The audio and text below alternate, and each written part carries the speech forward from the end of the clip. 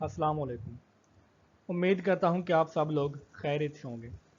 इस वीडियो में हम लिपिड्स को डिटेल से स्टडी करने जा रहे हैं।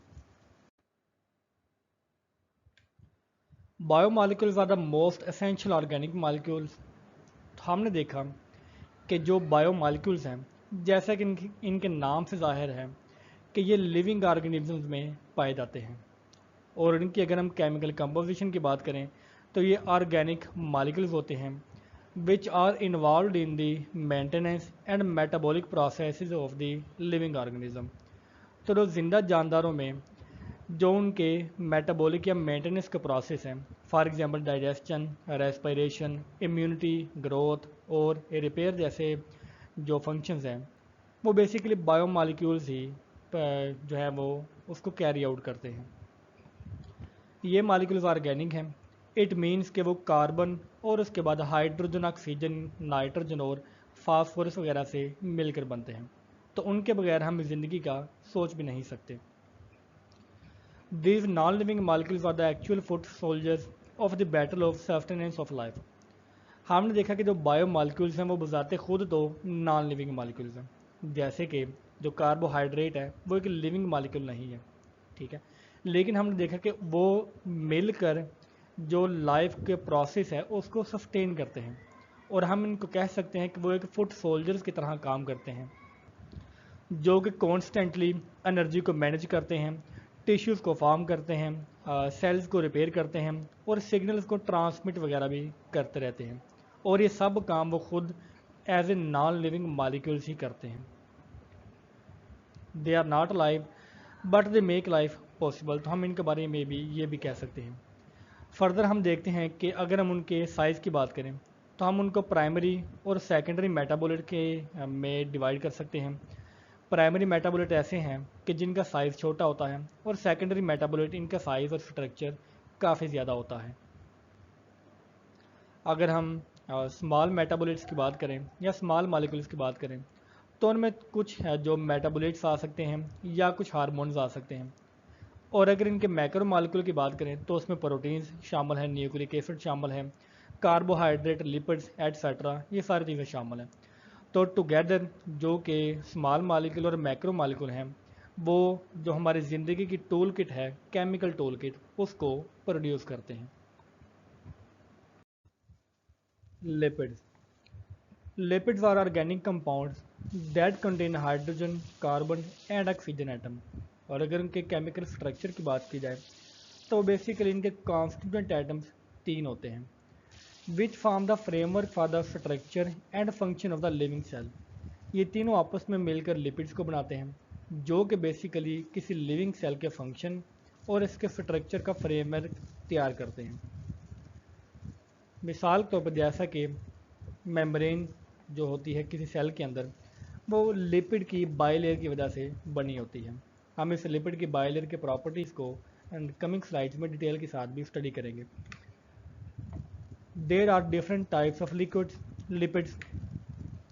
सम examples of lipid include butter, ghee, vegetable oil, cheese, cholesterol, और इसी तरह के दूसरे steroid, waxes, phospholipid and fat soluble vitamin. तो ये बेसिकली टाइप्स के अलावा ये इसके कुछ एग्जाम्पल्स हैं। All this compound have similar feature. तो आया कि इनका यूज़ डिफरेंट होता है, जैसे कि बटर का यूज़ डिफरेंट है और कोलेस्ट्रॉल का यूज़ डिफरेंट होगा, लेकिन इन सभी में कुछ चीज़ें कॉमन हैं। मिसाल के तौर पर कि वो तमाम के तमाम लिपिड्स पानी में इनसोल्यूबल हैं, लेकिन वो ऑर्गेनिक सॉल्वेंट्स में सोल्यूबल होते हैं। Classification of lipids. Lipids can be classified into two main classes, non saponifiable lipids और स्पोनिफाइबल लिपिड्स। स्पोनिफिकेशन एक केमिकल प्रोसेस है कि जहाँ पर एक फैट या आयल वो किसी अल्कली, जैसे कि सोडियम हाइड्रोक्साइड या पोटाशियम हाइड्रोक्साइड, वो किसी अल्कली के साथ रिएक्शन करती है किसी सोप या ग्लिसरॉल को बनाने के लिए। ये बेसिकली हाइड्रोलिसिस का रिएक्शन होता है किसी बेस को इस्तेमाल करते हुए। तो हम बेसिकली हाइड्रोलिसिस की प्रॉपर्टीज़ के बेस के ऊपर इनको दो क्लासेस में क्लासीफाई कर सकते हैं। Non saponifiable lipids. A non-sponifiable lipid cannot be disintegrated into smaller molecules through hydrolysis। तो ऐसा लिपिड जिसको हम हाइड्रोलिसिस के ज़रिए किसी छोटे मालिक्यूल जैसे कि ग्लिसरॉल या फैटी एसिड उसमें डिवाइड नहीं कर सकते या डिसइंटीग्रेट नहीं कर सकते, तो हम उसको नाम देंगे नॉन स्पोनिफाइबल का। Non saponifiable lipids include cholesterol and prostaglandin. तो इनकी जो बेहतरीन एग्जांपल है वो ये दो कंपोनेंट्स होते हैं। ये दोनों कंपोनेंट बायोलॉजिकल सिस्टम्स में बहुत ही ज़्यादा अहमियत के हामिल होते हैं। जैसा कि जो कोलेस्ट्रॉल है वो मेम्ब्रेन और हार्मोन सेंथिसिस में काम आती है, और जो प्रोस्टाग्लैंडिन है वो इन्फ्लेमेशन और सिग्नल वगैरह के जो फंक्शन होते हैं लिपिड के वहाँ पर यूज़ होती है। मूविंग नेक्स्ट, तो स्पोनिफाइबल लिपिड्स। स्पोनिफाइबल लिपिड कंप्राइज वन और मोर ईस्टर ग्रुप। तो ऐसे लिपिड्स में एक या एक से ज़्यादा ईस्टर ग्रुप मौजूद होते हैं। ईस्टर ग्रुप मौजूद होने की वजह से यहाँ ये जाहिर करता है कि ये स्पेसिफिक कंडीशंस के अंदर ये हाइड्रोलाइज हो सकता है। तो enabling it to undergo hydrolysis in the presence of a base acid enzyme. तो ये कोई स्पेसिफिक हमारे पास कंडीशंस होती हैं कि जिनके अंदर वो हाइड्रोलाइज हो सकता है। इस हाइड्रोलिसिस की वजह से जो ईस्टर का बॉन्ड है वो ब्रेक होता है और जो स्मॉलर मॉलिक्यूल्स हैं वो प्रोड्यूस होते हैं। मिसाल के तौर पर जो वैक्स है, ट्राइग्लिसराइड, सफिनोग्लिपिड्स और फास्फोलिपिड्स, ये स्पोनिफाइबल लिपिड्स होते हैं। Further these categories can be divided into non polar and polar lipids. तो इस कैटेगरी के अलावा हम एक और कैटेगरी भी लेकर आ सकते हैं कि जो पोलर और नॉन पोलर लिपिड्स की होती हैं, जो कि दोनों बेसिकली स्पोनिफाइबल लिपिड्स ही होते हैं। नॉन पोलर लिपिड्स जिनमें ट्राइग्लिसराइड शामिल होते हैं mainly, are utilised as fuel and to store energy. वो नॉन पोलर हैं, इट मीन्स कि उनकी नेचर हाइड्रोफोबिक होती है, जिसकी वजह से डेंसली पैक होते हैं और हम इसको एक लंबे अरसे के लिए स्टोर एनर्जी के तौर पर यूज़ कर सकते हैं। इसके कंट्रास्ट जो पोलर लिपिड्स हैं, that could form a barrier with an external water environment are utilised in the membrane.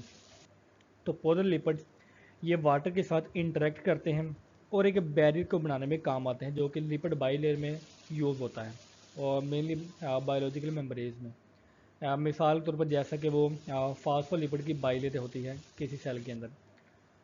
Polar lipids comprise sphingolipids and glycerophospholipids. तो इनकी जो बेहतरीन एग्जांपल है पोलर लिपिड्स की, वो ये दो कंपाउंड्स होते हैं। Fatty acids are pivotal components of all these lipids. तो इन तमाम लिपिड्स की टाइप्स में हमने देखा कि फैटी एसिड को एक बुनियादी हैसियत हासिल होती है। वो बेसिकली लिपिड की जो हाइड्रोफोबिक टेल होती है उसको बनाती हैं, और जो लिपिड की केमिकल प्रॉपर्टीज़ और इनके फंक्शन हैं वो बेसिकली फैटी एसिड की वजह से डिफाइन होते हैं। टाइप्स ऑफ लिपिड, इन दो मेजर क्लासेस के अलावा हमारे पास लिपिड की कुछ और टाइप्स वगैरह भी होती हैं, जिनमें आमतौर पर लिपिड शामिल होते हैं, ट्राइग्लिसराइड शामिल होते हैं, ग्लाइसरोफॉस्फोलिपिड शामिल होते हैं, स्फिग्नोलिपिड शामिल होते हैं और स्टेरॉयड शामिल होते हैं। ठीक, इनकी कैटेगरी को हम मज़ीद भी देखेंगे। तो अगर हम इनकी एक और क्लासिफिकेशन को देखें तो हम देख सकते हैं कि हम इनको क्लासीफाई कर सकते हैं कि सिंपल लिपिड्स में और कम्प्लेक्स लिपिड्स में। So first of all simple lipids, asters of fatty acid with various alcohols. इसका मतलब यह है कि इसमें हमारे पास एक फैटी एसिड होता है, ठीक है, जो कि अल्कोहल के साथ बॉन्ड होता है और इसके अलावा कोई एडिशनल फंक्शन ग्रुप नहीं होता और ना ही कोई कम्प्लेक्स साइड चेन इनमें मौजूद होती है। तो इस तरह के सादा कंपाउंड्स को हम सिंपल लिपिड्स का नाम देते हैं। जैसे कि फैट्स हैं, वो एस्टर्स और फैटी एसिड विद ग्लिसरॉल होते हैं। ऑयल्स और फैट्स इन लिक्विड स्टेट। तो फैट और ऑयल जो हैं वो बेसिकली उनकी फिजिकल कंडीशन की वजह से हमने उनको नाम डिफरेंट दिया हुआ है। तो इन दोनों में जो फैटी एसिड है वो ग्लिसरॉल के साथ अटैच होता है, और टिपिकली आइंस में हमारे पास अनसैचुरेटेड फैटी एसिड होते हैं।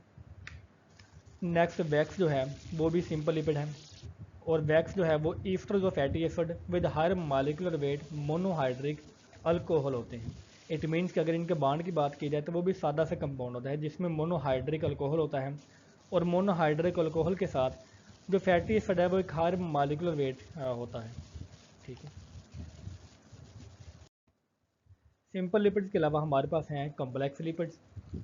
तो complex lipids are the esters of fatty acid containing groups in addition to alcohol and fatty acid।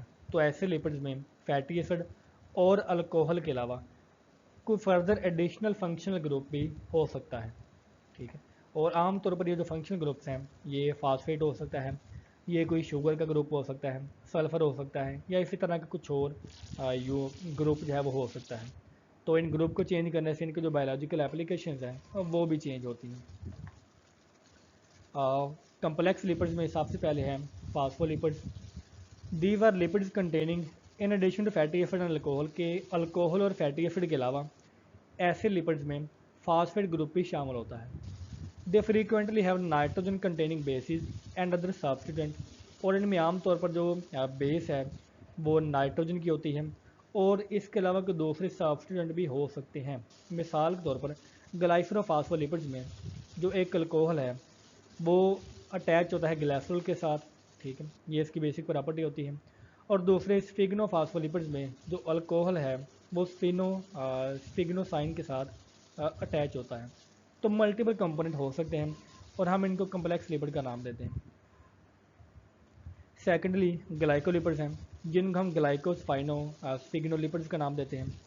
ऐसे लिपिड्स में फैटी एसिड, स्फिग्नोसाइन और एक कार्बोहाइड्रेट आपस में अटैच होता है।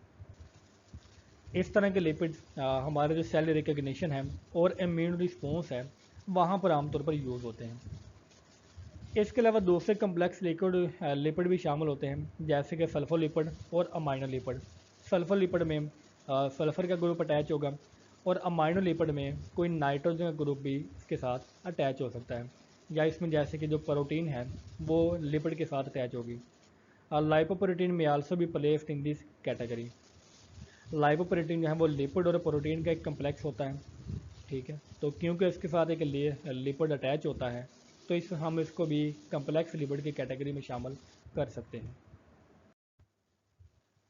Further types of liquid lipid में हम देखते हैं कि सिंपल और कम्प्लेक्स लिपिड के अलावा हम उनके जो मेन कैटेगराइजेशन है वो देखते हैं कि दो आमतौर पर फेमस है। तो अदर टाइप्स ऑफ लिक्विड में हम देखते हैं कि पहले ट्राईग्लिसराइड होता है, फिर उसके बाद ग्लाइसरोल हो सकता है, ग्लाइसरोल इसके साथ हो सकता है फास्फोलिपिड, और इसके अलावा हो सकता है स्टेरोल। तो ये तीन टाइप्स बेसिकली लिपिड की हैं जो कि आमतौर पर फेमस हैं। तो हम इनको भी डाइटरी लिपिड में देखेंगे। तो triglyceride make up 95% of the dietary lipid found in the both visible butter oils and hidden baked goods and cheese. Triglyceride lipid family में डोमिनेट करती है। इट मीन्स कि हमारी most of the dietary lipids हैं या जो lipid के आमतौर पर टाइप्स को अगर हम देखें तो जो ट्राइग्लिसराइड है वो सबसे ज़्यादा पाई जाती है, जो कि आमतौर पर फैट्स में पाई जाती है, जिसमें बटर शामिल हो सकता है, कोई ऑयल शामिल हो सकता है, और ये किसी पकी पकाई चीज़ में या चीज़ वगैरह में भी शामिल हो सकती हैं। और इन दोनों की वजह से हमने देखा कि हमारे पास जो मेजर एनर्जी का सोर्स है, commonly known as fats and oils, the terms are often used interchangeably। Lipid को हम या ट्राइग्लिसराइड को हम आम तौर पर अगर वो सॉलिड में हो तो फैट का नाम देते हैं और अगर वो लिक्विड में हो तो हम इसको ऑयल का नाम देते हैं।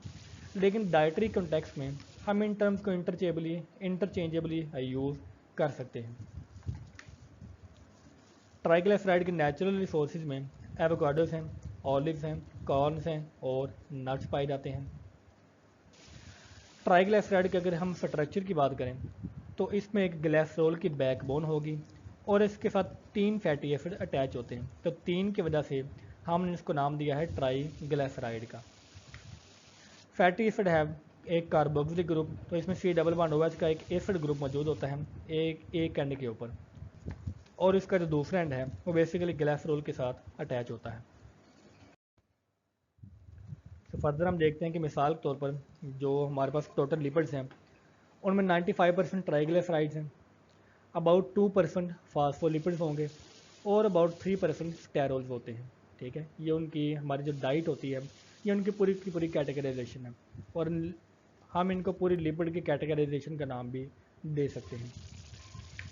यहाँ पर हम देखते हैं कि ट्राइग्लिसराइड का सिंपल स्ट्रक्चर, इसमें एक ग्लिसरॉल का मॉलिक्यूल होता है जो कि इस ब्लू बॉक्स में है, इसके साथ तीन फैटी एसिड्स अटैच होते हैं तो 3 फैटी एसिड अटैच होने के साथ हम इसको नाम देते हैं ट्राइग्लिसराइड का। तो ये सिंपल एक स्ट्रक्चर है। सेकंड टाइप ऑफ लिपिड है हमारे पास phospholipids. Phospholipids are found in the plants and animals but make up only 2% of the dietary lipid. अगर इनकी सोर्सेज की बात की जाए तो ये दोनों पौधों और जानवरों दोनों में पाई जाती है, लेकिन दोनों में होने के बावजूद ओवरऑल लिपिड के कैटेगरी में इसकी जो परसेंटेज है वो सिर्फ 2% होती है।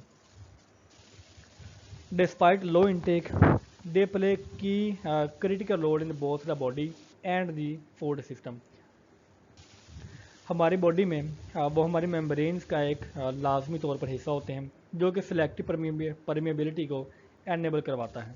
ठीक, हमारे खाने के अंदर ये आम तौर पर जो एमल्सिफायर्स हैं जो कि बेसिकली ऑयल और वाटर को मिक्स करने के लिए काम आते हैं, तो वहाँ पर ये काफ़ी अहमियत के हासिल होते हैं।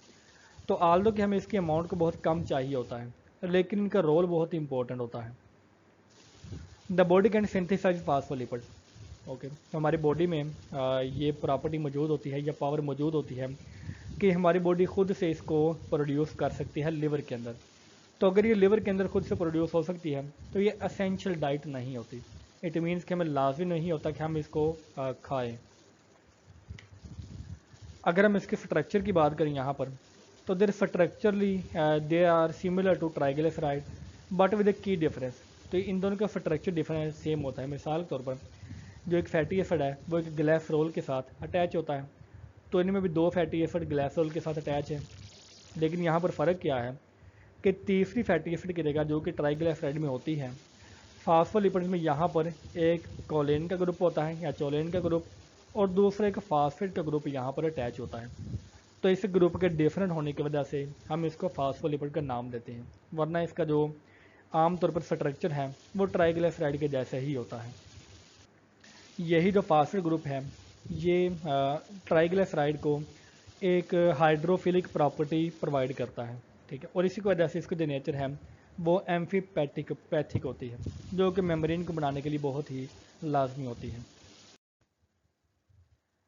नेक्स्ट हम स्टडी करेंगे फास्फोलिपिड्स को मेन। तो फास्फोलिपिड में हम देखते हैं कि दे आर एम्फीफिलिक। ठीक है, इस नाम का मतलब ये है कि इसमें दोनों पार्ट्स मौजूद होते हैं, वाटर लविंग पार्ट भी जो कि वाटर को अट्रैक्ट करता है, और वाटर फेयरिंग पार्ट भी जो कि वाटर को परे धकेलता है। ठीक है, तो इसमें जो हाइड्रोफोबिक टेल होती है वो फैटी एसिड की बनी होती है। ये इसका हेड है ऊपर वाला, और इसके नीचे हमारे पास टेल होती है। ये हमारे पास जो जिग जैग है ये कार्बन चेन को शो करता है, और ये हाइड्रोफोबिक होती है। इट मीन्स कि वाटर को अट्रैक्ट नहीं करती। अगर ये सैचुरेटेड हो तो इसमें कोई डबल बॉन्ड नहीं होता, और अगर ये अनसैचुरेट है तो इसमें कुछ जगहों के ऊपर डबल बॉन्ड मौजूद हो सकता है। हाइड्रोफोबिक टेल के अलावा इसमें हाइड्रोफिलिक हेड होता है, ये जो गोल सा बना होता है, जो कि बेसिकली फास्फेट ग्रुप की वजह से होता है। ये वाटर को अट्रैक्ट करता है, और जैसा कि हम कमिंग स्लाइड में देखेंगे कि ये मेम्ब्रेन की बाई लेयर में इसका जो स्ट्रक्चर है या जो इसकी ओरिएंटेशन है वो वाटर की तरफ होती है, मतलब आउटसाइड ऑफ दी मेम्ब्रेन होती है। This dual nature allows them to interact with the both fat and water. और इसकी इसी की प्रॉपर्टी की वजह से ये बेसिकली एमल्सिफायर के तौर पर भी यूज़ होते हैं, और ये ऑयल और जो वाटर है दोनों को अट्रैक्ट कर सकते हैं। और इसी प्रॉपर्टी की वजह से ये मेम्ब्रेन बनाने के काम भी आते हैं किसी सेल के अंदर। तो यहाँ पर एक सेल वाल या मेम्ब्रेन का एक स्ट्रक्चर हमारे पास मौजूद है। They form the phospholipid bilayer in all cell membrane. तो जितने भी सेल मेम्ब्रेन है उसमें जो बाइलेयर होती है वो इसकी बनी होती है। तो यहाँ पर जो हमने हेडर देखा ये हाइड्रोफिलिक होता है जो कि वाटर को अट्रैक्ट करता है। तो यहाँ पे हमने देखा कि जिसको जो हेड है वो बाहर की तरफ है, और इसकी जो हाइड्रोफोबिक टेल होती है वो अंदर की तरफ जुड़ी होती है। ठीक है, तो इसी की वजह से इसकी प्रॉपर्टी होती है कि परमिएबल भी होता है, कि कुछ चीज़ों को अपने अंदर से मूव करवा सकता है और कुछ को नहीं करवा सकता। Head faces fluids, tail form the interior. It act as a selective barrier for the cellular transport. तो जैसा कि हमने पहले कहा कि ये एक सेलेक्टिव बैरियर के तौर पर काम करता है। ये कंट्रोल करता है कि किसी सेल के अंदर कौन सी चीज़ एंटर होगी और कौन सा कंपोनेंट एग्जिट होगा। सिर्फ स्पेसिफिक कंपोनेंट ही डायरेक्टली या किसी प्रोटीन एम्बेडेड की वजह से या प्रोटीन की वजह से वो उसके अंदर आ जा सकते हैं। और इसी बाइलेयर की वजह से हमारा जो इंटरनल एनवायरनमेंट है किसी सेल के अंदर वो मेंटेन रहता है। फास्फोलिपिड की अगर एप्लीकेशन की बात करें तो फास्फोलिपिड जो है वो आम तौर पर एमल्सीफायर के तौर पर भी यूज़ हो सकता है। एमल्सीफायर एक ऐसी चीज़ है जो कि दो इमिसिबल लिक्विड्स को मिक्स करने के काम आती है, जैसे कि ऑयल और वाटर। एमल्जन का मतलब है कि mixture of two unblendable liquid, for example oil plus water. एक जो बहुत मशहूर एमल्सीफायर है लेसिथिन, जो कि हम अंडे की जर्दी से, सोए से या वीट जर्म से प्रोड्यूस करते हैं, उसका हम आमतौर पर फूड एमल्सीफायर के तौर पर यूज़ करते हैं। तो लेसिथिन जो है वो एक स्मूथ टेक्सचर बनाने का काम आता है किसी सॉसेज में, क्रीम्स में या ड्रेसिंग्स वगैरह में। ये जो हमारे माउथ फील होती है उसका जायका होता है उसको भी इम्प्रूव करवाता है। ये हमारी जो खाने पीने वाली चीज़ें हैं या जो फूड इंडस्ट्री की जो चीज़ें हैं उसके जो उनकी चीज़ों को कंसिस्टेंट बनाता है और उनका मोर अपीलिंग बनाता है। टेक्सचर के अलावा it prevent separation and can extend shelf life of the product. तो ये उसका महफूज भी बनाता है, जिसकी वजह से हमारे जो प्रोडक्ट्स हैं उनकी शेल्फ लाइफ इंक्रीज़ होती हैं। इट मीन्स कि हम उनको लंबे अरसे के लिए इस्तेमाल कर सकते हैं। तो लिपिड्स की जो तीसरी टाइप है वो बेसिकली स्टेरोल्स है। Sterols have a unique structure. तो इसमें सिंपल चेन के बजाय यहाँ पर multi ring carbon molecule involve होते हैं और इनमें कोई फैटी एसिड इन्वॉल्व नहीं होता, जैसे कि हमने देखा कि फास्फोलिपिड्स में और ट्राइग्लिसराइड्स में हमारे पास जो स्ट्रेट चेन होती हैं और इसमें फैटी एसिड मौजूद होता है। तो स्टेरोल्स में कोई फैटी एसिड मौजूद नहीं होता। इसके इसी मल्टी कार्बन रिंग की वजह से इसका जो स्ट्रक्चर है वो एक तो रिजिड होता है और ये डिस्टिंक्ट फॉर्म में मौजूद होती है। The most well known sterol is the cholesterol, vital yet link to the heart disease. तो हमने देखा कि जो कोलेस्ट्रॉल है वो बहुत ही इंपॉर्टेंट स्टेरोल्स हैं हमारे लिए, वो बहुत ज़्यादा ज़रूरी तो है, ठीक है, लेकिन हमने देखा कि उसकी जो हार्ट डिजीज़ है उसके लिए भी वो काफ़ी ज़्यादा ख़तरनाक होता है। अगर इसकी कोलेस्ट्रॉल की ज़्यादा अमाउंट जमा हो जाए हमारे बॉडी के अंदर तो ये प्लेग को फॉर्म करती है, ठीक है, तो जिसकी वजह से जो हार्ट अटैक वगैरह है के इश्यूज़ हैं वो हो सकते हैं। Cholesterol is present in all body cells, important for sale membrane structure. ये बेसिकली मेम्ब्रेन की फ्लूइडिटी और इसकी स्टेबिलिटी को मेंटेन करती है और ख़ास तौर पर ये एनिमल सेल्स में काफ़ी अहमियत की हामिल होती है। It also act as a precursor to vitamin D, ये विटामिन डी को बनाने के भी काम आती है, जो कि हमारे कैल्शियम के अब्जॉर्प्शन के लिए बहुत ज़्यादा ज़रूरी है। ये बाइल एसिड को बनाने में काम आती है, ठीक है, जो कि बेसिकली फ़ैट को एमल्सीफाई करता है डाइजेशन के लिए। और इसके अलावा ये जो सेक्स हार्मोन्स वगैरह हैं जैसे कि टेस्टोस्टेरोन, एस्ट्रोजन और प्रोगेस्ट्रोन, जो कि हमारे रिप्रोडक्टिव सिस्टम और सेकेंडरी सेक्सुअल कैरेक्टरिस्टिक्स में काफ़ी ज़्यादा अहमियत के हामिल होते हैं। तो स्टेरॉइड्स में अगर हम स्टेरॉइड का स्ट्रक्चर देखें कोलेस्ट्रॉल का, तो वो ये वाला स्ट्रक्चर हमारे सामने मौजूद होता है। Cholesterol is not essential in the diet. तो हमें लाजमी नहीं है कि हम इसको किसी फूड के साथ इनटेक करें। वजह क्या है कि लिवर इसको खुद से सिंथेसाइज कर सकता है। Food only in animal based, found only in the animal based foods. ये सिर्फ जानवरों में ही पाया जाता है, जैसे कि meat, poultry, fish, egg yolk, butter, full fat dairy वगैरह। तो इन सभी में जो हमारे स्टेरोल्स हैं वो या जो कोलेस्ट्रॉल है वो मौजूद होता है। तो ये तमाम चीज़ें बेसिकली हमारी डाइट का बेसिक सोर्स हैं कोलेस्ट्रॉल के लिए। Plant food have no cholesterol but do contain plant sterol. तो हम पौधों में कोलेस्ट्रॉल तो नहीं होती, लेकिन लिपिड की अदर फॉर्म्स ऑफ स्टेरोल जो है वो मौजूद होती हैं। यही वजह है कि जो आमतौर पर वेजिटेरियन है वो प्रमोट करते हैं प्लांट बेस्ड फूड को, क्योंकि उसमें कोलेस्ट्रॉल जो है वो मौजूद नहीं होती और उससे हमारी जो सेहत है वो अच्छी होती है। Plant sterols resemble cholesterol and inhibit it's absorption, lowering LDL levels. LDL का मतलब है कि low density lipoprotein.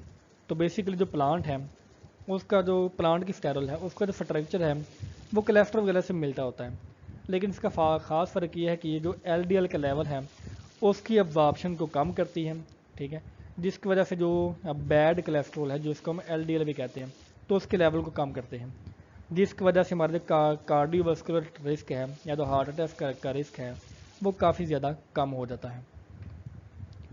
Naturally found in vegetable oils, nut seed, whole grains, also add to fortified foods like margarines. तो एक कुदरती तौर पर सब्जियों में पाया जाता है, सब्जियों के तेल में पाया जाता है, नट्स में पाया जाएगा, बीजों में पाया जाता है, या होल ग्रेन वगैरह में भी पाया जाता है।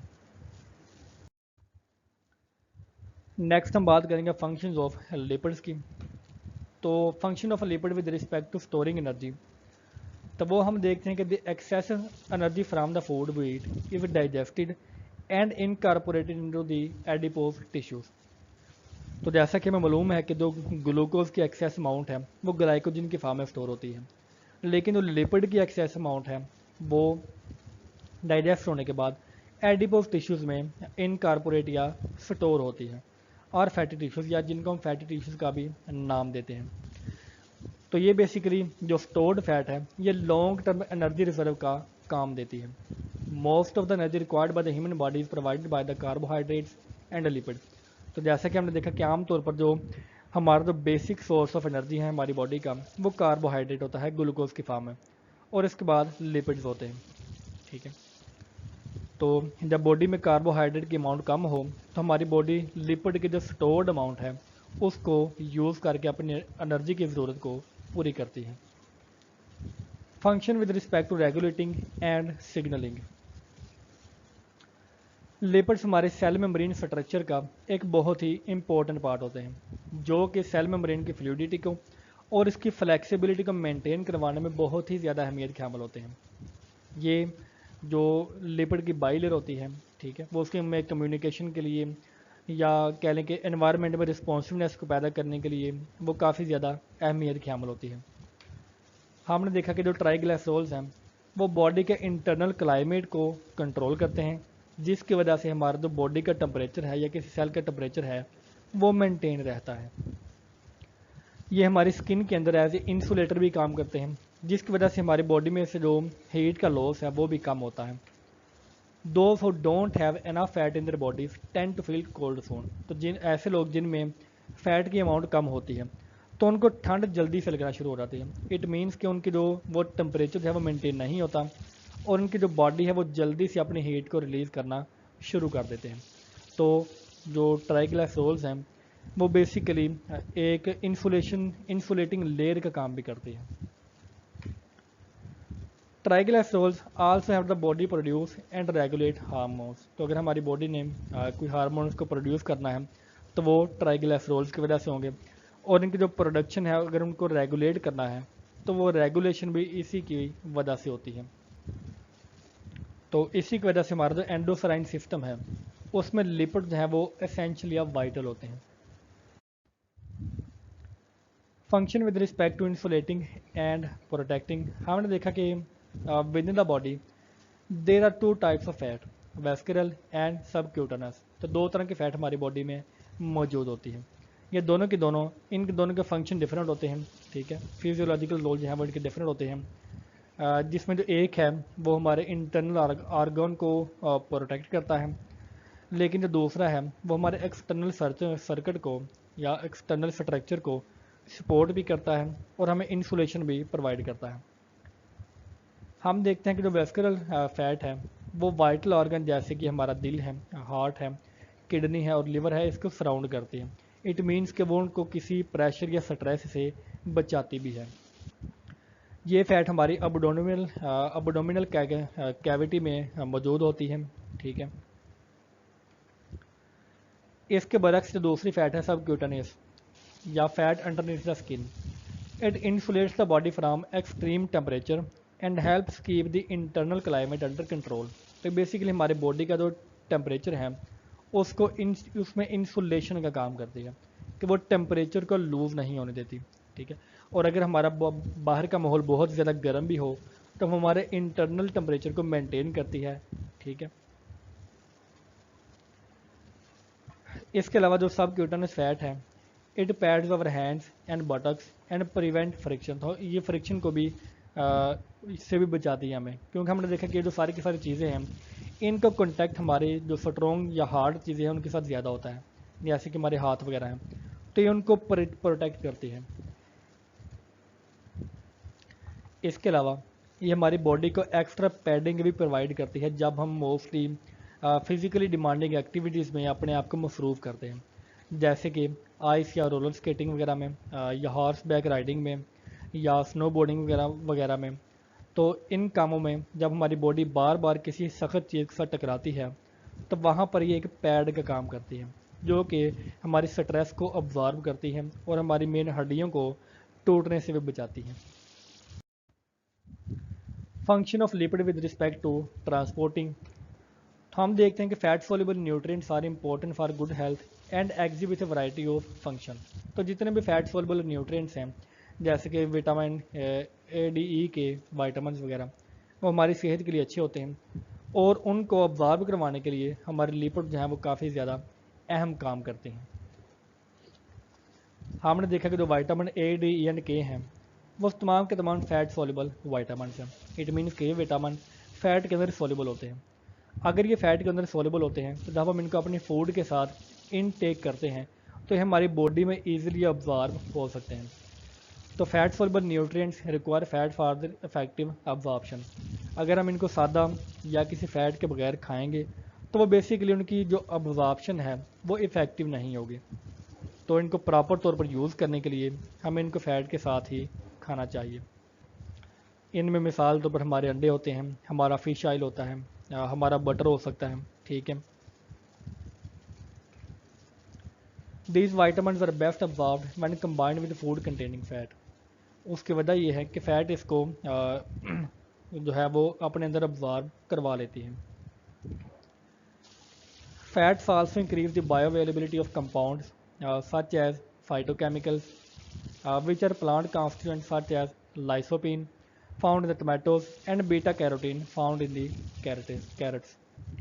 तो हमारी बॉडी ने अगर बीटा कैरोटीन या लाइसोपीन जैसे कंपोनेंट्स को हमारी बॉडी के अंदर इनटेक करवाना है तो बेसिकली वो फैट के अंदर से ही मिलती है हमें, मतलब ख़ास तो पौधे होते हैं तो वहाँ से हम इसको इनटेक करते हैं।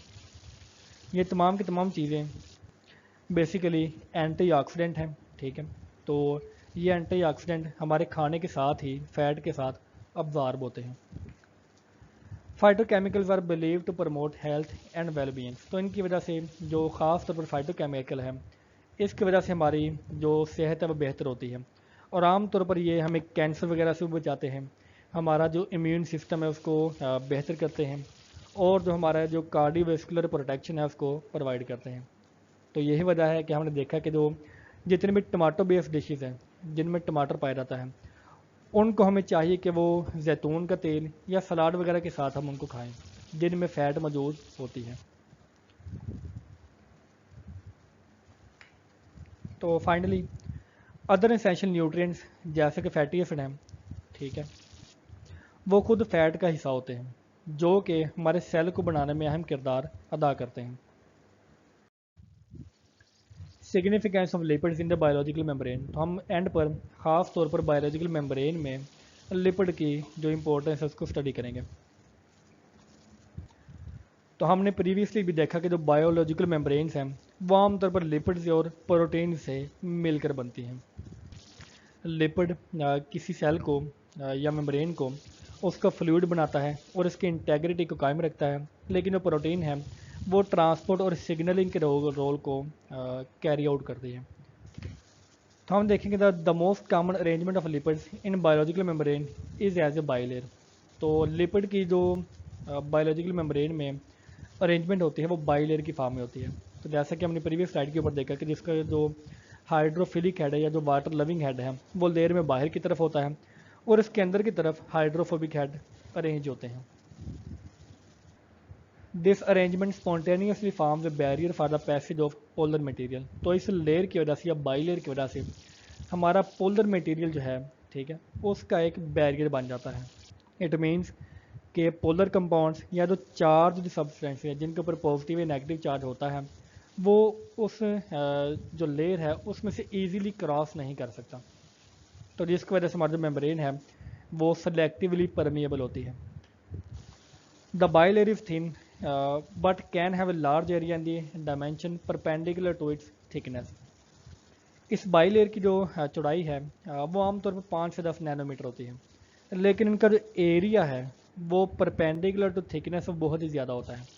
इसका मतलब ये है कि जो इनकी जो सरफेस है वो बहुत ज़्यादा एक्सटेंसिव होती है, ठीक है।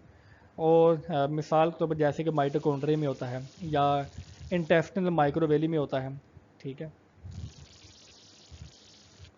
The physical nature of the bilayer membrane will vary according to the conditions of the environment.